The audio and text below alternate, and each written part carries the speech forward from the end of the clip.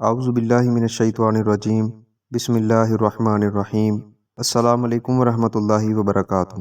آج کی اس روحانی مجلس میں ہم ایک نہایت اہم، نازک اور گہرے موضوع پر گفتگو کریں گے۔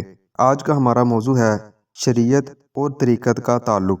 آج کے دور میں اس مسئلے کو اکثر یا تو مکمل ظاہر پرستی کی نظر کر دیا جاتا ہے یا پھر باطن پرستی کی انتہاؤں میں لے جایا جاتا ہے، جبکہ حقیقت یہ ہے کہ شریعت اور طریقت دونوں ایک ہی راستے کے دو پہلو ہیں۔ ان کا جدا تصور گمراہی کی طرف لے جاتا ہے۔ آج ہم جانیں گے شریعت کیا ہے، طریقت کیا ہے، دونوں میں فرق اور تعلق کیا ہے، اور اولیاء و صوفیاء اس بارے میں کیا فرماتے ہیں۔ سب سے پہلے ہم بات کریں گے شریعت کیا ہے۔ سامعین کرام، شریعت وہ آسمانی قانون ہے جو ظاہر دین کو سنوارتا ہے۔ یہ وہ الہی احکام ہیں جو قرآن و سنت کے ذریعے ہمیں عطا کیے گئے تاکہ ہم اپنی زندگی کو منظم، پاکیزہ اور اللہ کے حکم کے مطابق گزار سکیں۔ قرآن کریم میں اللہ تعالیٰ قرآن مجید فرقان حمید میں ارشاد فرماتا ہے، ثم جعلناک علی شریعۃ من الامر فاتبعھا، پھر ہم نے تمہیں ایک شریعت پر رکھا تو تم اس کی پیروی کرو۔ سامعین کرام، شریعت عبادت کا نظام دیتی ہے، جیسے نماز، روزہ، زکوٰۃ، حج۔ معاملات کی حدود طے کرتی ہے، اخلاق و معاشرت کی تعلیم دیتی ہے، حلال اور حرام کا تعین کرتی ہے۔ اب ہم بات کریں گے کہ طریقت کیا ہے۔ سامعین کرام، طریقت شریعت کا باطنی پہلو ہے۔ یہ وہ روحانی راستہ ہے جو بندے کو نفس کی اصلاح، باطن کی صفائی، ذکر الہی اور معرفت خدا بندی کی طرف لے جاتا ہے۔ طریقت کا مطلب ہے راستہ، یعنی وہ راستہ جو قلب سے رب تک جاتا ہے۔ حضرت جنید بغدادی رحمۃ اللہ علیہ فرماتے ہیں، طریقت شریعت کے بغیر باطل ہے اور شریعت طریقت کے بغیر بے روح ہے۔ سامعین کرام، طریقت نفس کے تزکیہ کا نام ہے، اللہ کی قربت کی تلاش کا نام ہے۔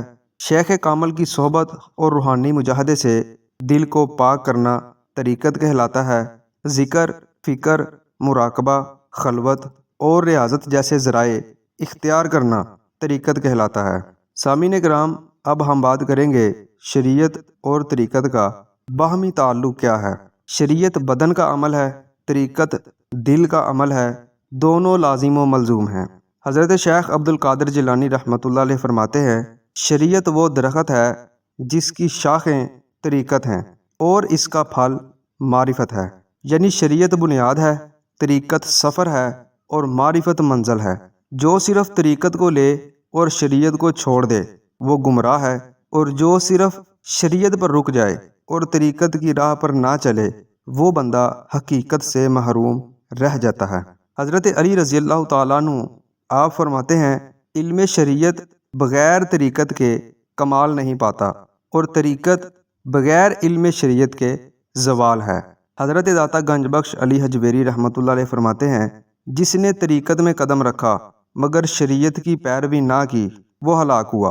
امام ربانی مجدد علف ثانی رحمۃ اللہ علیہ فرماتے ہیں، وہ طریقت جو شریعت سے نہ پھوٹے وہ شیطانیت ہے نہ کہ روحانیت۔ اور امام غزالی رحمۃ اللہ علیہ فرماتے ہیں، شریعت ظاہر کو پاک کرتی ہے، طریقت باطن کو، دونوں کے بغیر معرفت تک رسائی ممکن نہیں۔ سامعین کرام، اب ہم بات کریں گے عصر حاضر میں اس توازن کی اہمیت کیوں ضروری ہے۔ آج بعض لوگ صرف شریعت پر عمل کو کافی سمجھتے ہیں، جبکہ دل میں حسد، غرور، غیبت اور دکھاوا باقی رہتا ہے، اور کچھ لوگ صرف طریقت کے نام پر وجد، حال، نعرے اور مجلسوں کو ہی روحانیت سمجھ بیٹھے ہیں، حالانکہ یہ دونوں رویے غلط ہیں۔